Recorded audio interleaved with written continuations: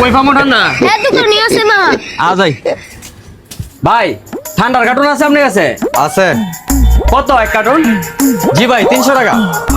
ও আচ্ছা।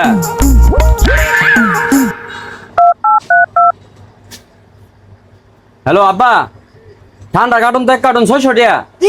কি কস দোকানদারের কাছে দেন আমি কথা কই। ভাই আমার আব্বা যদি আপনার জিগা ঠান্ডা কার্টুন কত, আপনি কইবেন 600 টাকা, ঠিক আছে? ধরো মিয়া, আমি এসব মিছা কথা জানতাম না মিয়া। ভাই 100 টাকা আমি আপনার বসিয়ে দিলাম, আপনি একটু আমার আব্বারে কয়ে দেন। জি আঙ্কেল। হ্যাঁ বাজান বলো। জি আঙ্কেল, ঠান্ডার কারণে তো দাম বেড়ে গেছে আঙ্কেল। 600 টাকা করে আমরা বিক্রি করতেছি। 600 টাকা? তাইলে আর কি করা, দিয়া দেবো এক কার্টন। ওকে আচ্ছা আচ্ছা আঙ্কেল, ঠিক আছে।